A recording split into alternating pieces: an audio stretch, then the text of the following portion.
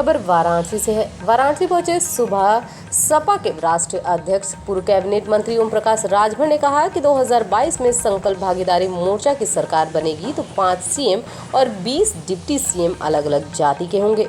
2022 के विधानसभा चुनाव की तैयारियों को लेकर के बनारस पहुंचे सुबह सपा के राष्ट्रीय अध्यक्ष पूर्व कैबिनेट मंत्री ओम प्रकाश राजभर ने कहा कि इस बार 2022 में भागीदारी संकल्प मोर्चा सरकार बनाएगी। 2022 में मुख्य मुद्दे होंगे समान शिक्षा, अनिवार्य मुफ्त बिजली, पानी। उन्होंने कहा कि हम बनारस में 7 विधानसभा सीटों पर जीत दर्ज करेंगे, 8वीं के लिए संघर्ष कर रहे हैं।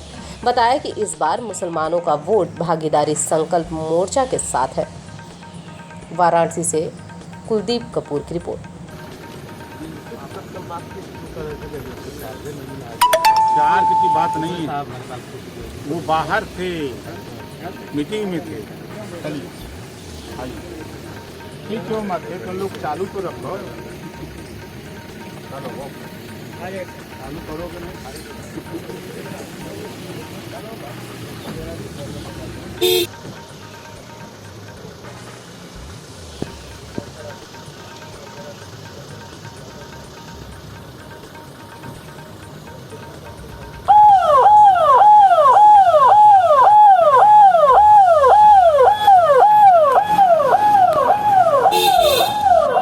तो है नहीं इसके पास। बीजेपी से लोगों का मोह भंग हो गया है। अब बीजेपी के पास सीबीआई गुजरातियों की मुट्ठी में है, ईडी गुजरातियों के मुट्ठी में है, आरबीआई गुजरातियों के मुट्ठी में है। हुआ से पैसा निकालेंगे तो सब गुजरातियों के कब्जे में हैं। अरे हमसे काहे नहीं पूछताछ करते हैं? दम हो तो हमसे करें। अब मर्द हो बीजेपी के लोग तो बाबा साहब डॉक्टर अम्बेडकर ने संविधान में व्यवस्था दिया नार्को टेस्ट का। पहले ओम प्रकाश का, राजभर का करा लो, दूसरे नंबर पर करा दो योगी का, करा दो अखिलेश मायावती का, मोदी का, सबका कराओ नार्को टेस्ट। क्या लगता है आपको, अगर हुआ सबका तो क्या आएगा? दूध का दूध, पानी का पानी हो जाएगा। फिर भारत सोने की चिड़िया हो जाएगा। जितने मंत्री, वर्तमान मंत्री, पूर्व मंत्री, जितने आईएएस और जितने पूर्व आईएएस हैं, सबका नार्को टेस्ट करा दीजिए। भारत फिर माला माल हो जाएगा, सोने की चिड़िया हो जाएगा। ये सब माल खाली चोरी हो रहा है। पता है, भगवान राम के नाम पर 2 करोड़ की जमीन खरीद रहे हैं, 5 मिनट में 18 करोड़ में बेच दिए। रुपया कहाँ गया? बीजेपी के खाते में। 20 लाख की जमीन 8 करोड़ में, रुपया कहाँ जा रहा है? बीजेपी के खाते में। तो ये बीजेपी भगवान के नाम पर भी लूट रही है। क्या करेंगे इतना पैसा? चुनाव कहाँ से लड़ेंगे? 900 कार्यालय बना रहे हैं, कहाँ से बनेगा? 9 करोड़ का कार्यालय दिल्ली में, 500 कार्यालय बन गए हैं इनके विभिन्न जिलों में, 400 निर्माणाधीन हैं। वो रुपया कहाँ से आएगा बनावे बदे? सरिया चाहिए, गिट्टी चाहिए, बालू चाहिए, लेबर चाहिए, मिस्त्री चाहिए, पैसा कहाँ से आएगा? ये लूट मार एंड कंपनी है बीजेपी। जी, आज किस तरीके से वाराणसी आना हुआ है, किस तरीके का सम्मेलन है? देखिए, बनारस हमारा घर है और बनारस में आ जाने का उद्देश्य हमारा है शिवपुर विधानसभा और अजगरा, 2 विधानसभाओं के कार्यकर्ता समीक्षा बैठक है। आगामी 2022 में सरकार बनाने के लिए पूरे उत्तर प्रदेश में हम संगठन जो कमी है उसको ठीक करने में लगे हैं।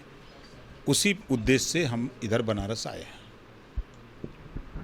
वर्तमान की सियासत की अगर बात करें तो ये ताज़ा तरीन बयान आया है मोहन भागवत का।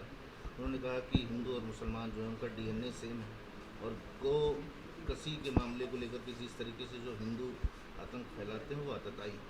आप क्या कहना चाहते हैं? देखिए, देश में 2 तरह की व्यवस्था है। उत्तर भारत में बीजेपी के लोग गोकसी की बात करते हैं, और यही बीजेपी के लोग जब दक्षिण भारत में जाते हैं तो इनकी जबान बंद हो जाती है। 2 तरह का सिस्टम देश में। मोहन भागवत जी इस बयान को क्यों कहे हैं? जितने बीजेपी के नेता हैं, बड़े नेता, या तो अपनी बेटी की या अपनी बहन की शादी मुसलमान से किए हैं तो डीएनए तो अब मिलेगा, लेकिन गरीब, कमज़ोर, पिछड़े, दलित को भड़काया जा रहा है। हिंदू मुसलमान में लड़ा करके वोट की बात की जाती है। ये बात अब आम जनता समझ गई है, अब इनके बहकावे में आने वाली नहीं है। अब इस नाते ये अब हिंदू मुसलमान को एक करके वोट लेने के चक्कर में हैं। आप ही की भागीदारी संकल्प मोर्चा के ओवैसी जी ने कहा है कि जो आरएसएस के भागवत के बयान पर कि इस तरह की सोच जो है वो हिंदुत्व में गोडसे की चीज़ को दर्शाती है, हिंसा हो, हत्या हो, चाहे बुजदिली हो। तो इस पे मोहन भागवत के बयान पे उन्होंने ये कहा है। उन्होंने जो कहा सही कहा है। फिर मैं कह रहा हूँ दक्षिण भारत और उत्तर भारत, वहाँ यहाँ गो मांस पे पाबंदी लगती है और वहाँ गो मांस लोग खाते हैं। एक तरफ बीजेपी के नेता समाज को लड़ाने की बात करते हैं, दंगा कराते हैं, मार कराते हैं।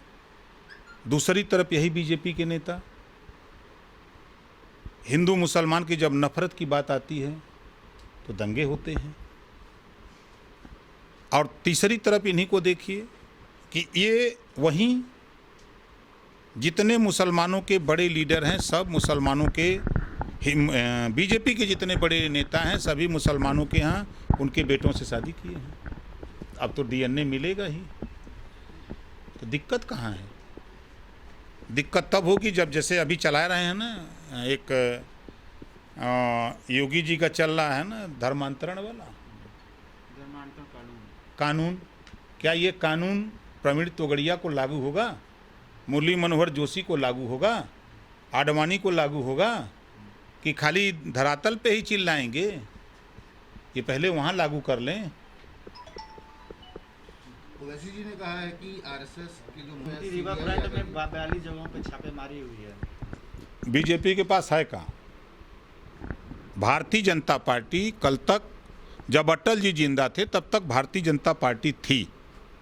अटल जी अब दुनिया में नहीं हैं, अब ये बीजेपी हो गई है।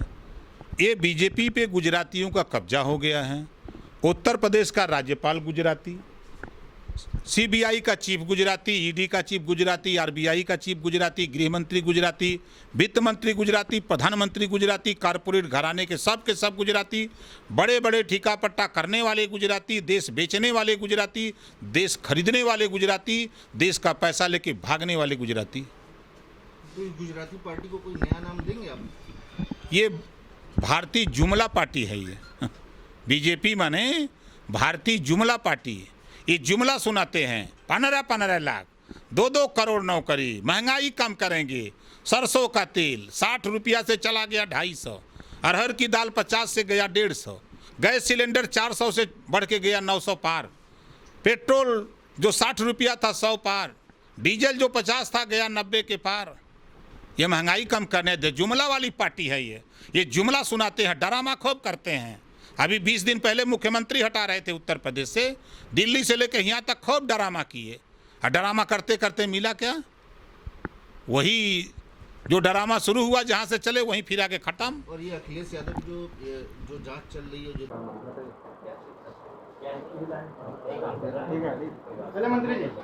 Thank you. आज किस तरीके से पेश हुआ? आज बनारस में शिवपुर विधानसभा और अजगरा, 2 विधानसभाओं के कार्यकर्ता सम्मेलन के उद्देश्य से हम बनारस आए हुए हैं। आगामी 2022 में भागीदारी संकल्प मोर्चा की सरकार बने, इसके लिए संगठन को मजबूत कर रहे हैं।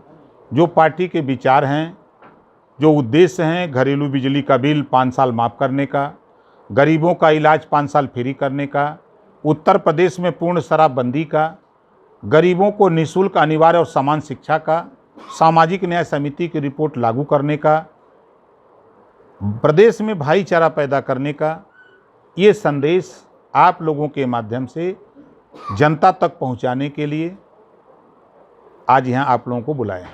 2022 में किन मुद्दों को लेकर के आप 22 का चुनाव हिस्सेदारी को लेकर के होगा। जो अब तक गरीबों के साथ धोखा हुआ, 1700 थाने हैं, 826 ब्लॉक हैं, 75 जिले हैं, 18 कमिश्नरी है, 52% आबादी पिछड़ों की है, 22.5% आबादी अनुसूचित जात जनजाति की है। इनको हिस्सेदारी देने के लिए ना तो बीजेपी के पास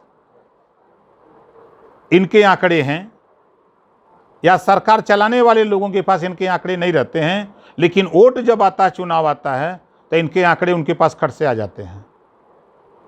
उनको हक कैसे मिले, हिस्सेदारी कैसे मिले, उनके भी बच्चे डॉक्टर, मास्टर, इंजीनियर, कलेक्टर बने। इसके लिए हम लोग चुनाव मैदान में 22 में सरकार बनाकर घरेलू बिजली का बिल माफ़ करेंगे। पहला काम 5 साल इनको हम लोग गरीबों का इलाज फ्री में, समान शिक्षा, अनिवार्य शिक्षा, सामाजिक न्याय समिति की रिपोर्ट लागू करने के लिए जनता के बीच में हम लोग जा रहे हैं। सर, आप 5 सीएम और 20 डिप्टी सीएम की बात कर रहे हैं, उसमें अखिलेश यादव का नंबर कौन सा होगा? अब ये बात उनकी पार्टी का, उनसे पूछिएगा। हमारे मोर्चे गठबंधन की भी बात कर रहे हैं।